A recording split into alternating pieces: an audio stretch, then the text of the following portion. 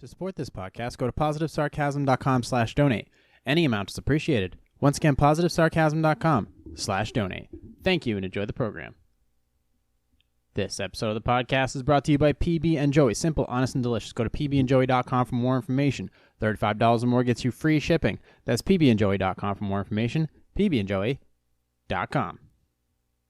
This episode of the podcast is also brought to you by poppycrock.com. All your fake news in bite-sized portions.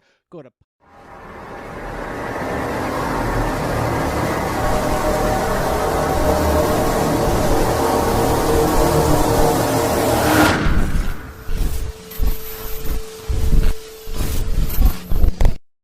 Jay here, positivesarcasm.com, not streaming live from the Spare Part Studios once again. High winds have sidelined the stream, so we are doing a pre-recorded. Just to let you know that the large corporate companies don't give a shit about you, but that's okay.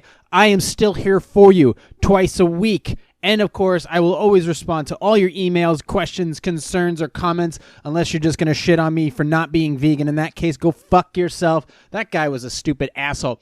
I had last week's podcast, I got a reaction from somebody, some ass clown, when I talked about the girlfriend there who had sat down with her half African-American, half black, half African-American husband, boyfriend's family, and said to the mother that being vegan is the same thing as the civil rights movement. And now the family won't talk to her because she said something incredibly stupid.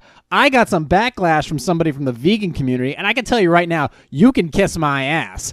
So, yeah, I left those comments up there, but you can go, there's a comment up there from some vegan fuckface. So you can go to my my last clippy clip on my YouTube channel, which is Positive Sarcasm Podcast. You can also find me on Instagram at @positive_sarcasm, Facebook.com/POS Sarcasm, and of course TikTok at Positive Sarcasm. I hope you guys are riding the wave of the stock market crash right now. Don't worry, it'll perk up in the end as long as you bought low enough. Right now, I'm on my 172th cup of coffee. Good news, however. It has been said that I have too many computers. And I'm actually starting to argue that point back. Right now, I have, 1, 2, 3, 4, 5, 6, 7, 8, 9 computers. One that's not actually active at the moment. Mainly because it's a Linux-based system and I don't use it. I did talk about a computer that I just was upgrading, but apparently the processor is so slow that there's just no way, even though it was built in the last 10 years, there's just no way I can get it to be up to date because it was that cheaply piece of shit type of, am I even recording? Yeah, I'm recording. Processor that it just can't keep up with, even 720p, which was built, 720p was reintroduced in the early 2000s. Still can't do that through YouTube. So I was thinking, what the hell am I going to do with this thing? I didn't want to make it some arcade game machine that I was hardly ever going to play. However, I did find a use for it, and a rather practical one. Here's the kicker. A lot of the times when you're converting Apple computers to Windows, or you're actually installing a new hard drive into we're going to go right off. I'm going to go with what I know because I'm pretty pissed off right now about the internet. I'm doing literally everything via my cell phone. But in the meantime, let me continue with this topic that I know really well and is going to keep me laser focused on this hour-long podcast. Okay, you have an image computer. So, for example, say you're taking like a computer within the last 10 years, you want to make it faster. There's two things that you do. Number one, you upgrade the RAM, as much RAM as you can put, whether between 4, 8, 12, or 16. Those are the magic numbers. Most preferably, you want between 8 and 16. Those are your two numbers. If you're going to go with 12, you might as well go with 16. If you have a 64-bit computer, with most likely you will, you go 8 gigs of RAM. That's easy. That's going to cost you $30, no problems. All right. The second thing you do is upgrade a hard drive. Most hard drives, still a large proportion of hard drives are old disky ones that you spin, they have discs in them and they spin. Okay. Easy fix. $30, $40, you go and get yourself an SSD drive, solid state drive. I've talked about this several times. That's the second thing you do. All right, cool. How do you do that? Well, it's simple. You go through, you can download, there's instructions online, everywhere online, on how to install a free version of Windows 7 or Windows 10. It's It's really cheap, if not free. I do it all the time. I do it for clients constantly. Here's the kicker. All right, so normally you unscrew, if it's like a laptop, normally if it's a laptop, this is where the issue comes in. If you buy a used or new, doesn't matter, SSD drive, you install that, you just pop it in. You unscrew your laptop. There's like a couple screws. You pop it off. Boom. There's the thing. You take the old hard drive out. Throw it in the trash. I don't give a shit. You pop in the new SSD drive. It looks like a little. It's like a thicker version of a credit card. So you pop that in there, and then you screw it back in. Boom. Turn on the computer. Sometimes this happens. You get this when you have your jump drive and you're installing Windows for the first time. It says this thing where there's no drivers found. So, okay, this is an issue I was running into with a lot of the installs for my SSD drives. Instead of focusing on trying to figure out what the drives were and all other bullshit, I found a simple method of just copying Windows into the hard drive and installing it directly. Super easy. So I took that computer that I was having all this slowpoke issues with, and I made it an image computer. A ghost machine, basically. So what I did was I would take the hard drive I would take the new hard drive, install it into this desktop, install Windows on it, and then once Windows was installed, take it out of that computer, put it into the laptop. Works every time. So what I'm going to use this computer for now on going forward is simply to install Windows 7 or install Windows 10 or to install Ubuntu Linux, whichever hard drive the client prefers, or whichever computer I get, and then I'm going to take it, install Windows on it, and pop it into the laptop or the desktop that I'm having the driver issue with. And boom. It's a simple task. It's a simple process that saves me a ton of time, and time is of the essence. Time is super important to me. I'm always trying to be more efficient with my time. So this is what the computer is going to be used for, and it's, you know what? It's a very important piece. It's a very important thing to not, because I will go fucking insane over this one little thing. It's the stupidest little thing. It's usually the stupidest things that drive me up the fucking wall. And this one thing is really, really annoying to me, is the fact that it's a simple process, but it can drive me off the rails of the project that I'm trying to be time on task with. So now I can just take this computer. All I do is, it's just this computer that I'm using to image copies of Windows with. It's just a box with a tiny little, fucking, what do you call it? It's like an 8x11 motherboard. And it's got two cords coming on it, off of it. And I literally can just open it up, pop off the drive, pop a new one on, and just continue that process every time I have a new laptop that gives me shit like that. And that's it. It's just a simple process. It makes me feel good to know that I have that machine now has a purpose in life, despite the fact that its original purpose was never really that great to begin with. And this computer was sadly designed to be a piece of shit throwaway that eventually was going to get thrown off the roof. But it now has a purpose. I feel good about that. And because that computer has a job, another really nice laptop has been brought back to life. That makes me feel really, really good. So if you have more questions about what the fuck I'm talking about, or the process of how I figured this out, or what just concerns about, or if you have concerns about laptops computers that you want to bring back to life, because nowadays people are really looking to utilize the most of what they have due to the economy, just email me, positivesarcasm@outlook.com, or you can just go to my website, positivesarcasm.com, click on the contact button, and just any questions or comments, concerns, email me there. You can contact me there. I'll get it right away. Unless I'm asleep, then I'll get you in the morning. Anyways, Positive Sarcasm, this is the most profitable year so far. Despite all the shit that's been going on, Positive Sarcasm, this is the most profitable year for this company, for this website, for me in general. So everything's been going, in that regard, really, really well. And I've been able to diversify my projects and my concepts enough where the tentacles have reached out enough to put out enough feelers out there for clients to be interested in all kinds of different aspects of things that I can offer them, whether it's just computer repair or featurette work or wedding work or audio work, posing music, all that stuff. So any of that stuff that I can do, it's great, and it's bringing funding to the website, which is awesome, which allows me to send money to other upstarts. Like, for example, poppycroc.com is a new website that I didn't even create. I just discussed it with the creator of the website, and he wanted to create a bite-sized a website that was based on making bite-sized fake news. Silly shit that you could read, laugh about, share with your buddies, and move on for the day. And I was like, great. I don't have time to add blogs. I don't have time to write articles really anymore, or blogs. I do write a little bit every now and then, but that's it. But I don't have to, if I can't do it from my site, I can't contribute to his site. However, I can do other things like consult and review and do other things that can help his site out. And I really like the layout of it. I think it's probably some of his best work. And I'm down now because Positive Sarcasm is making money after years of taking it on the chin. I have enough money where I can help fund that website as well, and help maybe bring that site more traffic. And that makes me feel good, despite all the shit that I have to deal with, whether it's the internet issue or other things socially that are driving me nuts. I can help him out with that, despite everything. And you know what's funny?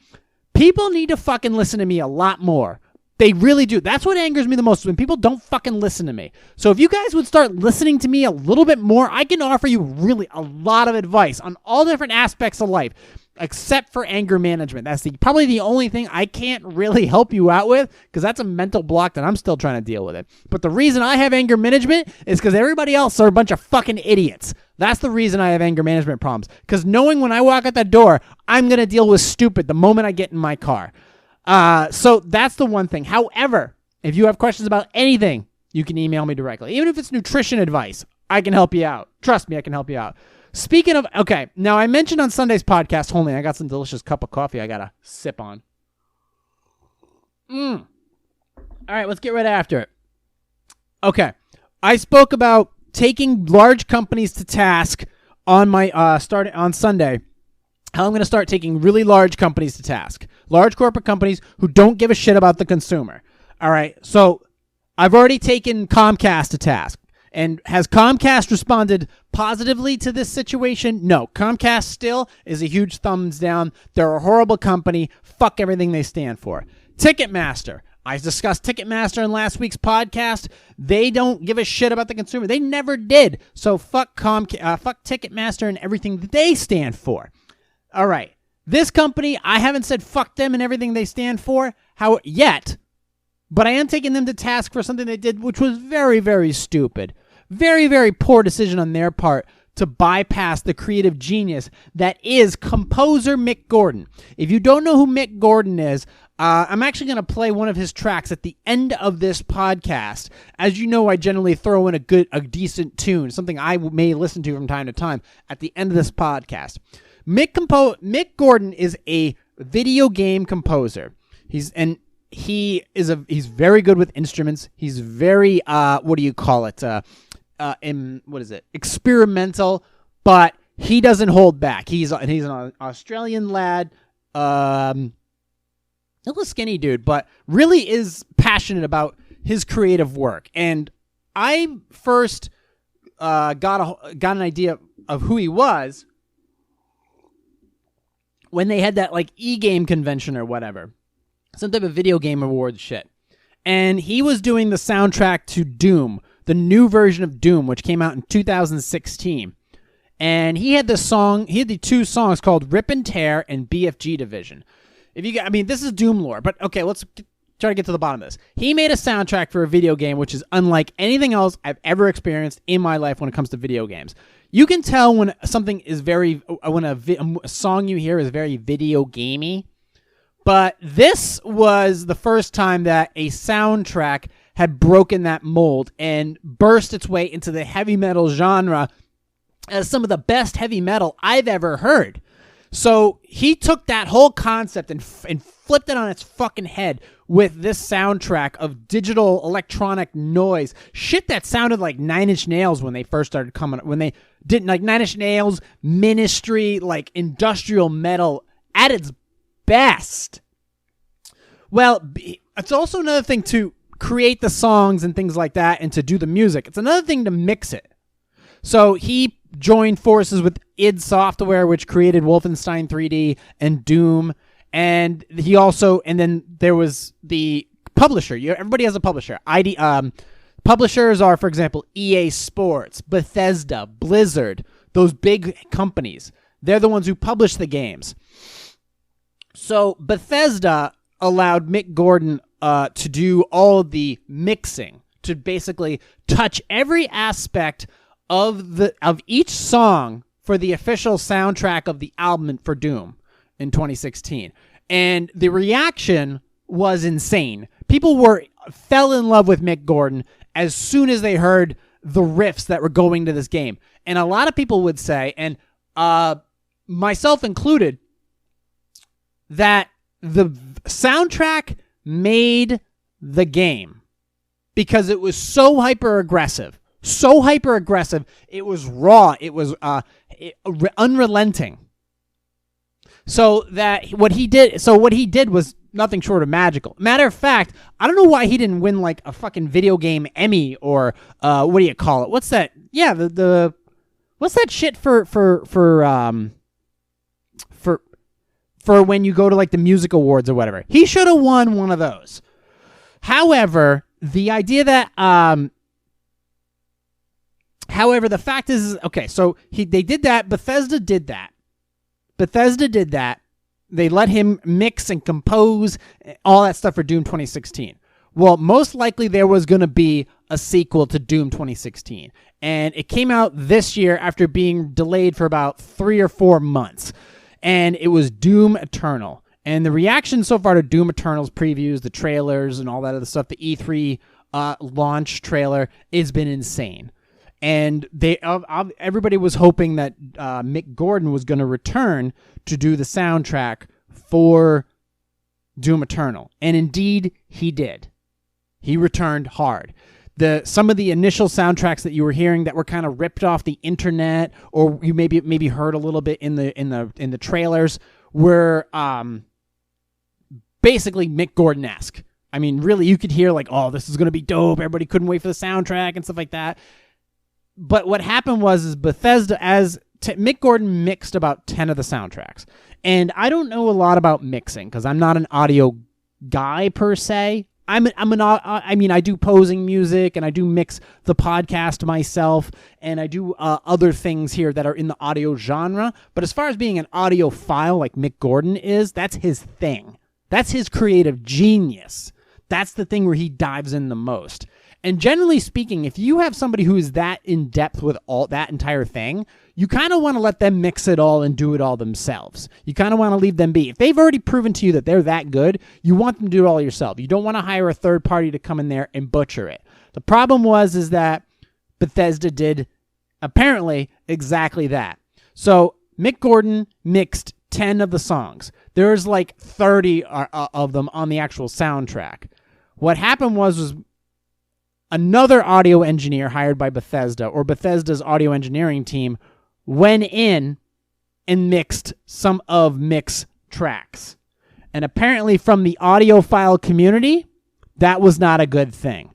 That was not a good thing at all. And it pissed Mick Gordon off. You don't fuck with genius.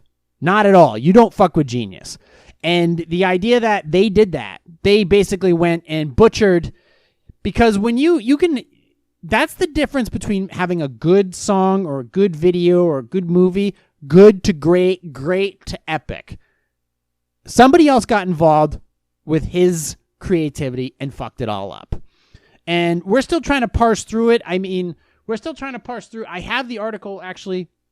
Let's see. Here's the article right here. I picked one. This is one PC Gamer, a reliable source. Doom Eternal's official soundtrack wasn't mixed by its composer, and you can tell. So I'm gonna go through this article actually, so you can get an idea of what happens when you fuck with creativity. I should have got to it earlier, but Yeah. Well, anyways, here is the actual article. Quite the looker. If you've been listening to the soundtrack and trying to figure out why it sounds off compared to its predecessor, Audio Blogger, blah, blah, blah, comparing BFG Division from 2016 with the Doom Eternal version, they found some notable differences in the track's wavelengths. All right, interesting. Yeah, wavelengths. So mixing it down. Here's a comparison between BFG Division was a song from the original Doom soundtrack versus the BFG 2020 remix on Doom Eternal soundtrack from Today Right. Notice how the wavelengths in the 2020 version form a perfectly straight bar versus the original with more definition. Okay. The audio file goes on to explain that the new version features less dynamic range between instruments, resulting in smoother wavelengths and making the instruments all compete for your ear's attention. Thankfully, it's still a killer original soundtrack, even with the questionable mix, and should be a treat for the old eardrums even when the stream via the likes of Spotify, where the quality has been reduced. That version is due in the coming weeks, but perhaps not all of it could have been. Gordon responded, offering an explanation. He didn't mix that track. Apparently the composer mixed a small handful of them, 10 to be exact, I believe, which haven't been as compressed. Every time you compress a file, the quality goes down. If you compress video to save space in your computer, the quality of the video decreases. When you take like a 4K video and you upload it to YouTube or something like that, you will lose a little bit of quality. Now, here's the tweet, because I'm not on Twitter anymore, but here's the actual tweet as a picture of it. Mick Gordon is a far more talented audio engineer than me. It's not even close, and that's what makes this especially frustrating. I expect much better from him. Again, the music itself is phenomenal, but this mix on the official soundtrack is frankly terrible. Composer Mick Gordon officially responds, I didn't mix those and wouldn't have done that. You'll be able to spot the small handful of tracks I mixed. Meat Hook, Command and Control, etc. The name of his songs in there are basically, it's like soundtrack. They're like soundtrack like names. So let's see. He doesn't sound too impressed, suggesting that he wasn't involved in the decision. Following this, a fan allegedly reached out to the composer on Instagram, which they shared on Reddit, asking if he'd work with ID Software on future Dooms. Quote, doubt we'll be working together again, he said. I reached out to Gordon to get more details on the mix and his relationship with ID Software, and Bethesda. I take a lot of pride in my work, Gordon told me. It's all I do. It's all I have, and I pour my heart and soul into it. And I agree with him on that. I've seen that shit. He added that he's still trying to understand the situation himself and has no further comments at this time. As well as composing Doom and Doom Eternal soundtrack, Gordon was behind the music on both modern Wolfensteins along with other games. So hopefully that won't put him off, because believe me, if they're going to make another Doom, and it would be a freaking shame if he decided he wasn't going to work with ID Software anymore to compose the soundtrack because some big budget assholes over at Bethesda decided to bring in somebody else to butcher the soundtrack and compress it. You don't want to do that, especially with a diehard fan base like a Doom Eternal or the video game people like that. So that was a poor decision on Bethesda's friggin' on Bethesda's part to do that. Compressing audio, basically just I think they were just trying to push it out, or maybe not pay him. But either way, you brought in somebody else and they ended up compressing the work, and you heard less quality. This is what happens when big companies think they know better, or they're trying to save money, or something to that effect, than the person who actually made the sausage. They fucked it up. So Bethesda, you fucked up. You need to own up to it. You need to apologize to Mick Gordon. I doubt they will, because that's how big companies work. The communication's never there. So, let's see, after 5:30. Sorry. There we go. Sorry, I'm making money, so I'm trying to be in contact with all my clients and purchasers and stuff like that. I'm on a super tight schedule, so. Anyways, let's move on here. So yeah, okay. So Bethesda took somebody else's work, degraded it, and then tried to put it out as the official soundtrack. So not a smart decision on their part. They need to be called out for that. However, they still have an opportunity right here to save face, especially when you don't fuck with people, with creatives. It's important that you don't do that. And it annoys me when large companies do that. And I said, whenever there was some shit that a large company would do, on Sunday, I said I'd go after them and call them out and be like, listen, you did something stupid. You need to be called out for that. And I'm not going to hide behind, even if, for example, I don't know, let's see, is there a company that fucking pisses me off? Or is there a company out there that I love? Let's see. Aroma Joe's. Say Aroma Joe's did some really shitty stuff. And even though I drink a ton of them, and I love them, I love their customer service, everything like that, if they did something really shitty, I'd have to call them out on that. I'd have to do that. I can't just not let it sit there and be like, blah, blah, blah. I can't speak. No. A company or a nonprofit that I work with or a client that I work with does something shitty, they need to be held accountable. They need to do something really shitty. Actually, you know what? Okay, you want to see something cool? Here's a company doing a large corporate company doing the right thing. Bethesda did the right thing. They fucked over Mick Gordon.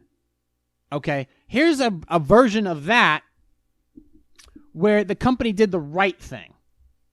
I actually have the article right here. And this has to do with Shake Shack. Now, as you know right now, there's a lot of companies out there getting loans from the federal government because, their doors aren't open.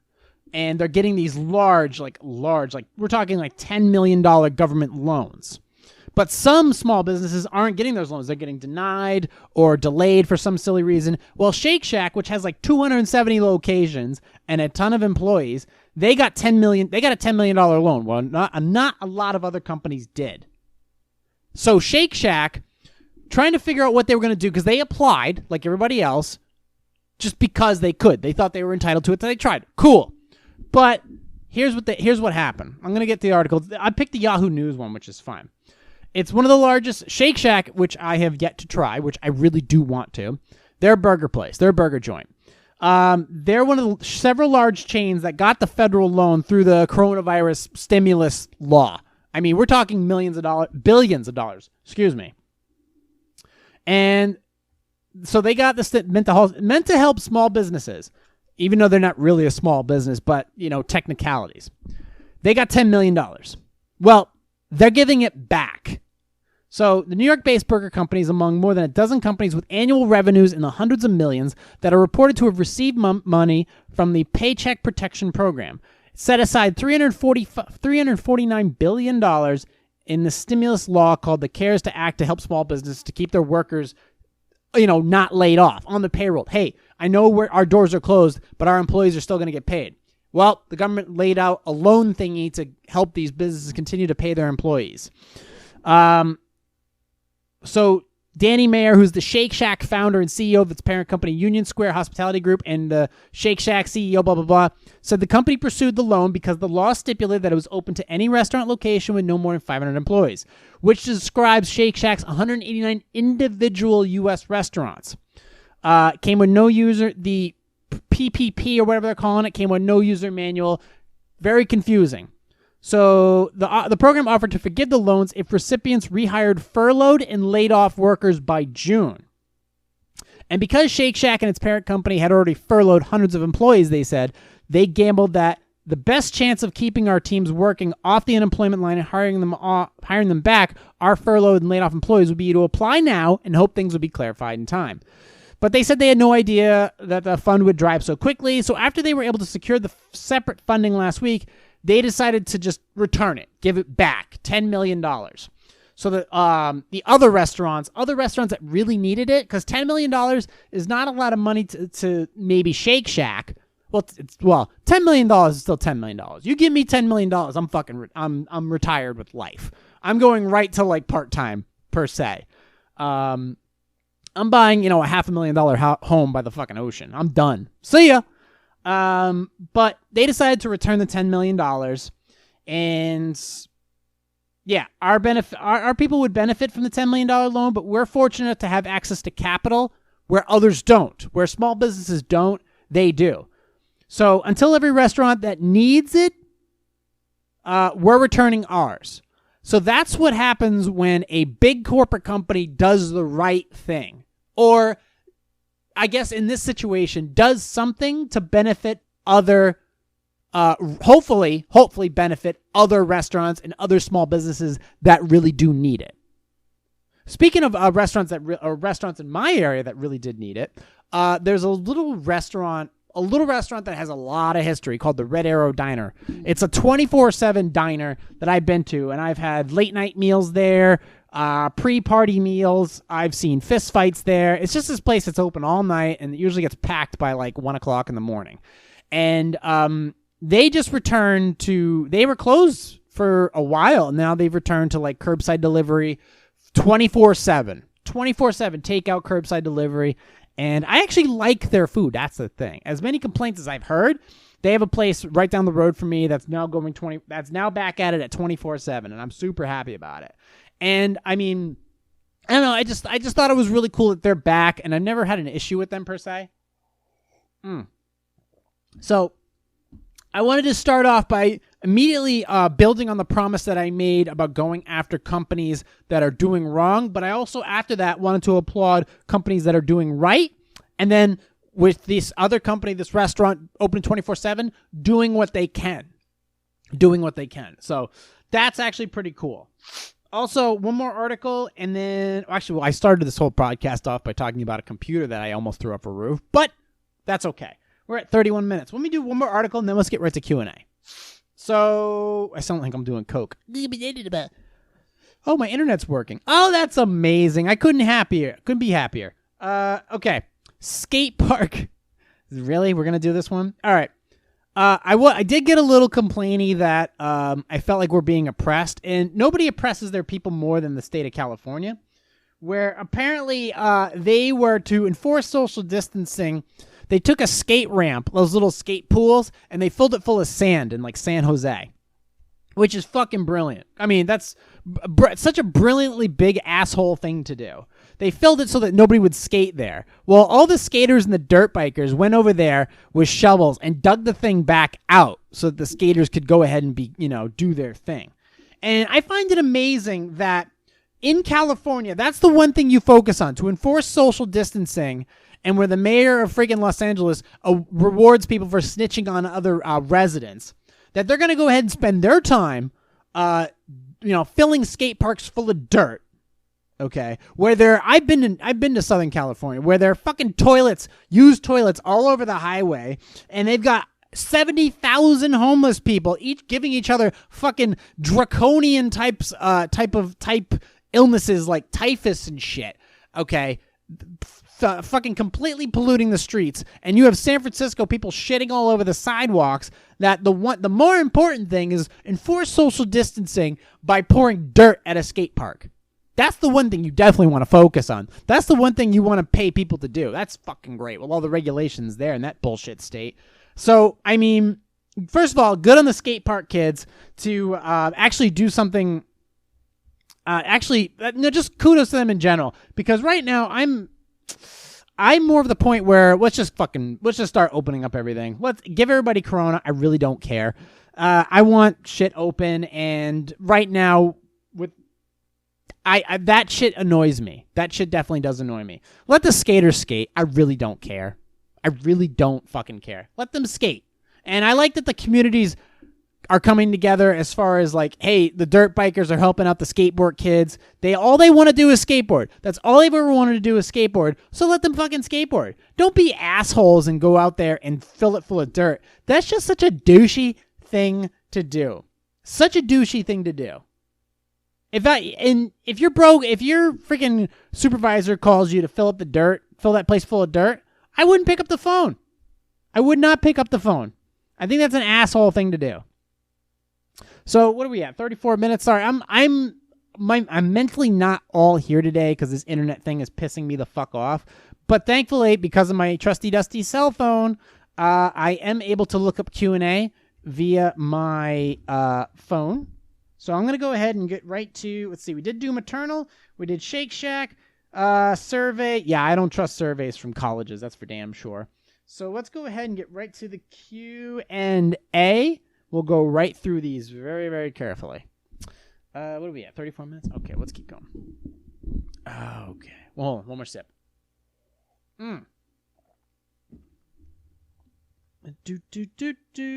I'm fucking distracted. Is it too late for me to tell my partner... Huh? Sorry. Is it too late for me to tell my remote business partner I just had a baby? I'm self-employed and had a baby a few weeks ago. I'm supposed to work on a project that was supposed to launch... I'm working on a project that was supposed to launch earlier this year, but now has been pushed back to summer. I never told my remote business partner I was pregnant because I didn't want to be the reason to push the launch date. And also, I figured he might not think I was as committed to the project once I had a baby. We only touch base every few weeks, so we're not especially close. Now the baby is here, it feels weird not to mention her. Since I'm working from home, you can hear her noises in the background. I'm pretty sure he thinks it's a cat. Yeah, I'm sure that's exactly what he thinks. On our last call, he mentioned that I was fortunate I don't have to deal with kids at the moment in time, but I do. Is it too late for me to mention that I have a baby? I feel anxious that he could misconstrue my omission as a lack of trust in personally. Maybe I just never say anything. It's not like he needs to know. Let's see. Okay, so you got into an important venture and then you got pregnant and then you had a baby and you never told him. Well, okay. I guess at this point, here's the simple thing. You could always let sleeping dogs lie. However, if this does, well, yeah, you have to tell him. You got to tell this person. I mean, you pushed the date of the release on this project due to the fact that you had personal shit. You could have told them that. You can't make the lies any bigger than they already are. You got to tell the truth. Even if he mistakes it as like, yeah, you're not as committed, well, then you at least know where people have to start telling the truth a little bit more. You had a fucking kid. Don't take it as an insult that he said, well, it's good that you don't have to deal with kids, especially right now. Well, you kind of do. And that's on you for not telling that person that because of the fact that you did have a kid and you didn't mention it to him. It's still on you no matter what you say. So that's on you. You should probably tell him that so that he can better prepare for this project that you're working on in general. You need to tell people that. It is important. This isn't telling people... Yeah, it's important that you tell him that look, I kind of pushed this thing as far as I can, but it turns out, yeah, I do have a kid.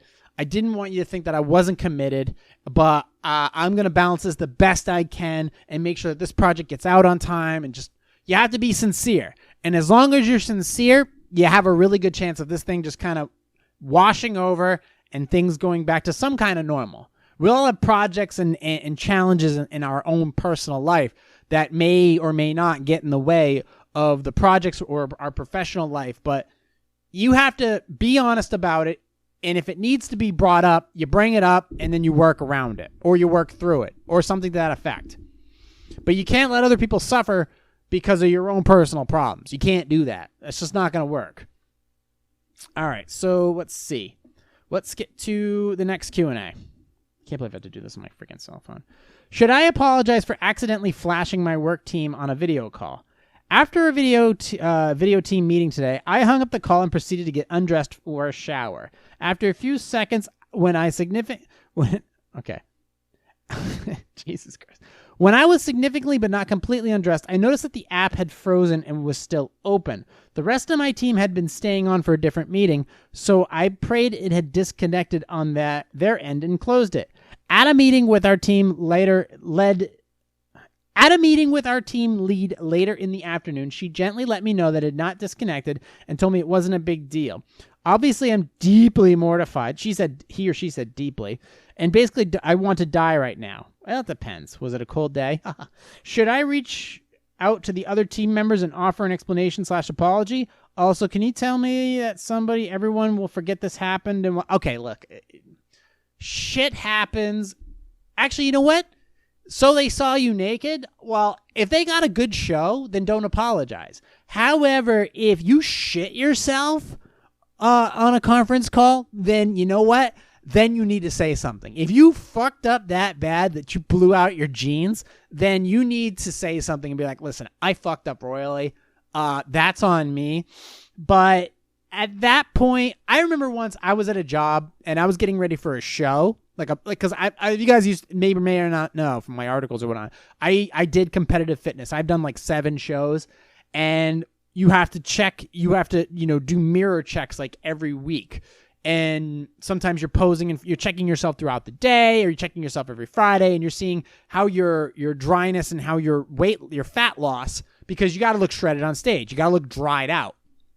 So a couple weeks before a show, I was at work, and I was in a bathroom, and I thought I locked the door. Well, here's the problem with when you do these shows, your weight loss makes you kind of stupid and forgetful.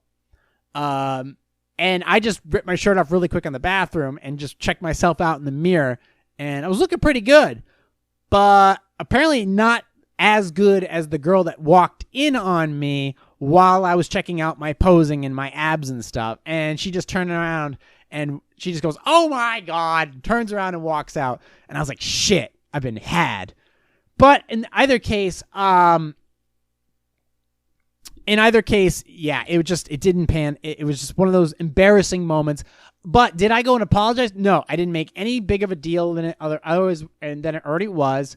And that was pretty much it. So yeah, sorry, I'm distracted. I just got a text. Fucking A. This is what happens when you get. Let me just say, I'm just finishing my podcast. You can come in 20 minutes. There we go. See? That's how you do shit. Just trying to be transparent here. I have a bunch of people who are buying some stuff from me, not weed or drugs, just don't get any ideas. And I'm trying to communicate with them, and other people have busy schedules, and I need to let them know. I can't just ghost them even though I'm recording the podcast. Well, most people can fucking wait for the most part. If they're spending money on me, then okay, that's different. Or spending money for me, yeah, okay. Let's see. Okay. All right. So anyways. All right. So yeah, I've been caught in that situation, but I've never been caught via a teleconference or something like that. That's rugged. All right. In your situation, if it wasn't life altering, okay, what did they see? Like a titty or something? All right. No big deal. If you're a dude, okay, get over it. Get over it. No big deal. There ain't nothing special there. As far as like if you're a girl, then if you didn't like pee yourself or you weren't diddling yourself in the shower or something like that, then you would just forget it. Just let sleeping dogs lie, and that'll be that. And first of all, if those coworkers mention something to somebody else at your workplace, they're shitty people. They're shitty people, and they should just not. Yeah. First of all, they shouldn't mention anything because that's an HR issue, and they would end up getting sat down and fired for that. So don't really stress over it. Don't apologize. Apologize to your team lead and your supervisor for being fucking, empty-headed about the incident. But as far as your other coworkers, let them fucking get over it. All right, what do we have? 43 minutes? I know I'm trying to stay on task here.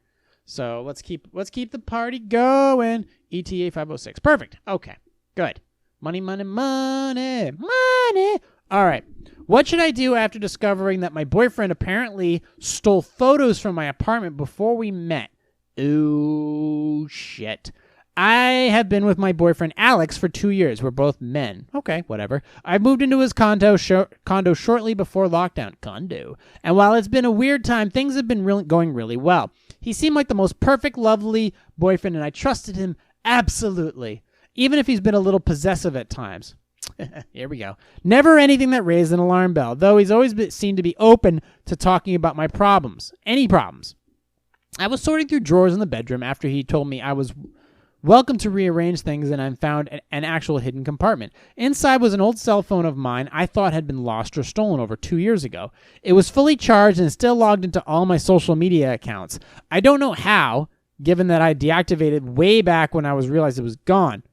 There was a photo album that included a lot of snaps from my modeling portfolio back in college. This album had gone missing from my old apartment before I had even met my current boyfriend. I went into a state of shock, put them back, and said nothing to him when he came home. I changed all my social media passwords, but that's it. I have no idea how to discuss this with him. Is there any possible reasonable explanation for what I had found? Am I right to be as completely terrified by this as I am? Yeah, you should completely. Yeah, the perfectly logical explanation. The perfectly logical explanation for this is that your boyfriend is a fucking psycho. Your boyfriend is a sociopath, and this can only get worse from here. And yeah, you said he's a little possessive. Well, that's going to explain that perfectly. You need to get out. You need to get out. I don't care. You need to get out of the apartment. Great. First thing you did was change all your social media accounts. First of all, that's a red flag. Because if you change one, that's one thing. If you change all of them, that's a red flag. So to anybody, once you change all of them, that means they're suspicious and that shit's going to get weird in the household. So the first thing you need to do is grab all that you can and leave. The next time you go there with a police presence to collect your belongings. But you can't go back there anymore. It can only get weirder from there. And in my opinion, I don't want things to become more dangerous for you than they already could be. And the old photo album, the fact that he has access to, if he has access to your social media, then he has access to all kinds of information. You don't know what else he has access to. I don't know if a restraining order is possible in this situation, but the fact is that your boyfriend here, and hopefully your soon-to-be ex-boyfriend, is a fucking psycho. So go and find yourself another man. And where do you live? Does it say where you meet? Well, there's probably, hey, whatever. I mean, as long as you don't live in Mississippi, there's plenty of other dudes that you can date. And the fact is that, yeah, you need to get out. You need to get somewhere else as soon as possible and then go there with some type of strong presence, maybe a police officer to collect your belongings. It doesn't matter how complicated things are. This is pretty black and white as far as I'm concerned. You need to get out, and you need to get out now. I wish you all the best, but as far as having access to other people's accounts, I don't care if you're fucking married. I wouldn't even have somebody have access to my bank. So fuck that noise. You need to get out. So that's pretty much it. All right, here's the next one. Am I a jerk for dating my ex's dad and then clearing out my ex's bedroom? I moved in with my significant other of 2 years after my pay was reduced in February due to everything that's been happening, and it didn't make financial sense for me to live in my own apartment anymore. Let's see. So as my ex-boyfriend's dad, I'm now living in a home where my ex-boyfriend grew up. My ex doesn't visit the house at all. I suggested to my SO. Oh, SO. Okay, so let me reread this since I'm an idiot. My significant other is my ex-boyfriend's dad, and I'm now living in the home where my ex-boyfriend grew up. My ex doesn't visit the house at all. I suggested to my significant other that we should move everything out of my ex's childhood room. Let me use it to store some of my stuff, and let me use it as my personal office/lounging room. My significant other agreed. So I boxed up everything in my ex-boyfriend's childhood's room and moved them to the garage, including the furniture. I redecorated the room and made it mine. Before I even moved his things, I emailed my ex about this and told him he should come by and take a look at what he wants to keep or sell or don't. Okay. After not hearing from him for 3 weeks, today he texts me calling me all sorts of names for clearing out and taking his room. I'm really trying to be sensitive and nice here, but he's making this very difficult with his rage-filled outbursts and texts. Why does my ex feel like he owns his childhood room when he doesn't even visit it? It's very sad and bizarre. Okay. This is a toughie, but I'm going to parse through it. Once you leave a house to go to college, or once you just leave a house that's not yours, it's not your home anymore. I know it sucks to leave your parents' house and move on to other things, and that's your room. It's not your room. It's not your room. That stuff, however, is your stuff. So if you had thrown out the shit, you'd be the twat in this situation. But because you offered, you were the bigger person in this situation because you offered. I'm going to forgo the whole thing about, okay, you're dating your ex's dad. I'm not going down that road. Okay, I'm not going down that road. You did, however, offer to put all this stuff out there. You take it. You didn't throw it out. You offered that. Cool on you. So that's kudos number one. You offered to give him all of his stuff. You didn't break it, burn it, trash it, mutilate it. Cool. The issue I have with the ex is that these outbursts and rage thingies are being done via text. And I have a huge issue with having emotional conversations or threats via text. That's just Twitter beer muscles. That's bullshit to me. I'm not a fan of anybody who tries to push aggression or emotion or try to have deep conversations via text, because that just means you don't care about the actual conversation being had, or you're just a pussy in general. So I have no respect for that situation as far as where he's coming from. It is weird that you are dating the ex-boyfriend's dad, but I'm not going down that situation, because if you truly care about this person that you're staying with, even though it was because you moved in due to, cuts in your cash flow, all right, fine. But if you're trying to do everything you can to make it work, that's one thing. And he offered for you to move in, so that's another. You're trying to make the most of it. I get it. I get it. It's tough out there right now for a pimp. But his texts about being pissy, maybe he's not stable, and maybe he needs a place to fall back to if shit really does hit the fan for him. But like I said, you can't go home again. You really can't, especially in this situation. So the fact is that he's got to come get his shit, and thankfully his shit is still in one piece. And that you were at least, cool enough to take care of it and bring it to him. And as long as you weren't cheating on him with his dad, that would be scummy. That would be a scummy thing to do. So as long as you weren't doing that, we're cool here. But if you were doing that, then you and I have to have a different level of discussion here. Because if you were fucking this other dude and then you dumped that guy, and if you were fucking another dude, dumped your boyfriend for the new guy that you were already fucking, and then took his shit and then put it out in the garage and said, come and get it, then you're the piece of shit in this scenario. Because, well, I've been through that. But we're not hitting that level, at least not in this situation. So the boyfriend needs to stop it with the text messaging shit, because that's some low-level, TikTok DM garbage. All right. Is this the last one for the day? Well, let's just keep going. Fuck it.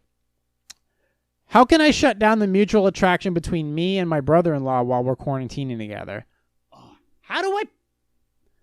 Let's just keep going. Because of the coronavirus, I'm staying in my late mother's home with my husband, his brother and his wife, and our young children. This seemed like a good idea, so we could share chores, and childcare. Two of us are still working from home full-time. But the situation has become uncomfortable for me because I'm extremely attracted to my brother-in-law. I had hoped this feeling would die down, but it has got worse, and over the past 3 weeks I've become aware that he seems to be lusting after me. My husband and I rarely have sex owing to his lack of interest, which set in after our second child was born. So I am frustrated and afraid that something is going to happen, or that others in the house will pick up on the vibe between us. How can I stop this feeling? You need to bring it up with the brother-in-law. You have to be like, listen, can I talk to you? Okay. I guess in this situation, I'm going to try to offer a solution that many of you may not agree with. You need to bring this up with a brother-in-law and be like, listen, we can't fuck. It's not a good idea. However, you also need to bring up the fact to your husband that, hey, we ain't fucking. Why we ain't fucking? Please tell me why. And this is another thing that downfall of marriages. Are you not attractive anymore? What's the deal with that? Something needs to be resolved in that situation regarding you and your husband not getting after it anymore. But at the same time, you also need to bring this up with your brother-in-law, that this situation cannot happen under the stressful circumstances, because this is how bad, even worse shit happens. Because his brother, his wife, and young children around, this can't happen. You need to diffuse that situation and then bring up with your husband, who is supposed to be with you for better or for worse, the situation, the elephant in the room. That's what I would advise. However, you need to also at the same time avoid being alone with the other guy. I don't know if I would bring up the whole brother-in-law thing with your husband, but you need to bring that shit up with the brother-in-law and tell him to put his package away. All right, last one for the day. I need to calm down here. Why hasn't everybody thanked me? Is this the last one? Yeah. Why hasn't anyone thanked me for my very popular cultural events? After a long career in the public eye and at age 74, I am withdrawing from most public activity to enjoy some years traveling with my wife and contemplating nature. You sound like a fucking weirdo. This means that the serious and very popular cultural events I produce must end, to the regret of the community. No one else is really able to continue the work. The events have been major cultural and social success. What kind of fucking paranoid asshole are you? I have been asked several times how I feel about the sum of my experiences. Each time I asked, I conscientiously restrained myself from remarking that only twice in the past years have I been personally thanked in any way for any of the complimentary tickets I distribute lavishly. And I received 2 separate thank you notes from the same person. I was never motivated by desire for personal credit. I have no interest in spreading bad feelings, but since I am not you, is there any way I can make a comment or take some action to let others know that it's polite to express gratitude, or do I remain silent politely? You remain silent politely. Just keep doing what you can do as far as, being polite, and be the strong, solid type in this situation. I know you're 74, and guess what? Artists and public figures, a lot of them, they die uncredited, unappreciated, especially artists. Their value only goes up after they're dead. In this situation, I would just probably keep your mouth shut. Just go enjoy your time. If people didn't appreciate your work, maybe they'll appreciate it a couple years from now, and somebody will write a big article about you, or maybe they'll want to do a bio or something. I have no idea who you are, but whoever you are, hey, you know what? Whoever you are, thank you for whatever the hell you did. Thank you for whatever the hell you did, if it was a big deal, and that's that. Right off into the sunset. At the end of the day, that's not one thing to be regretful about. There are plenty of things in life that you can be regretful about. This isn't one of them. Sometimes you just got to chill out and be like, all right, I did all I can. Maybe not everybody saw it, or maybe not everybody appreciated it, but we're in like a 5-minute news cycle a day full of bullshit. Nobody, and especially right now, people aren't thinking about giving people credit right now, except for like nurses and public servants and shit. People who get me coffee. But for the most part, this is not a time for, there are people out there that are really that have missed a lot. College players who didn't get to go to the didn't get to go to the big dance for college playoffs, graduation, baby showers, all kinds of shit. They got their own stuff. As far as you being thanked right now, you need to park that shit, because you're going to find it's going to backfire on you. I'm still young in the game, so I can take the ridicule. But you at age 74, you're not going to take it very well. So I advise you to just kind of let it be right now. Maybe in time when right now the present situation kind of dies down and everybody starts to be like, oh, what's his face go? What's her face? Excuse me, I don't know who you are. You're a public figure. Or maybe, not that public apparently. In time, when your shit is missed, you will be appreciated more. Until then, you're withdrawing from the public eye, traveling with your wife. We wish you all the best, whoever you are. Good luck on your endeavors. Whatever your work was, I'm sure it was cool. But you don't have to stay silent. You do you. But I would think you should. Just kind of chill out. Go enjoy yourself. And good luck to you. Anyways, we are at 57 minutes. I'm going to close the podcast. I don't know how I pulled this one off. But, hey, that's what we do every week. We figure out a way to make shit work, and I advise you all to do the same. Until then, you can subscribe to this channel by going to iTunes, Stitcher, Google Play Music, Podcast Addict, iHeartRadio, CastBox, Spotify, all the freaking... You can find this podcast anywhere where podcasts are available, with the exception of China. You can go to my YouTube channels, Positive Sarcasm and Positive Sarcasm Podcast. You have questions, comments, concerns, coffee remarks, you can go to positivesarcasm.com and contact me there. You can go to positivesarcasm@outlook.com and email me directly. Questions, concerns, comments, blah, blah, blah, blah, blah. I'm also going to drop at the end of this podcast a song that was mixed by Mick Gordon from the new Doom Eternal soundtrack, because I think it is some of the best metal that I've ever heard. It is that ridiculous that I don't care. It has no lyrics. It's just riff. So I'm going to park that at the end here as my appreciation to Mick Gordon and all the hard work he put into a game that I played as a child, and the one I'm loving right now. I finally just started playing Doom 2016, and I'm totally into it. What a welcome back to playing video games. So until then, you can find me on the social medias. You can go ahead and email me. You can hit me up on my website. You guys You guys have been awesome. Thank you all the new subscribers. You want to support this podcast, go to positivesarcasm.com/donate. Any amount is appreciated. Man, fucking awesome. Fucking awesome. And so anyways, I got to go to work. I got more money to make, and I got more shit to do, clients to cater to, and all that other happy jazz. It's real, folks. 2020 is actually becoming my year for the most part. This other bullshit, it'll be taken care of in time. But until then, I hope you guys, if you are unemployed, go work at the grocery store. Do whatever you can to get through it. These hard times are going to make you a stronger person, and I wish you all the best. But until then, streaming pre-recorded from the Spare Parts Studios. I will talk to you all in a few days. This has been a Positive Sarcasm presentation. Hit it, Mick!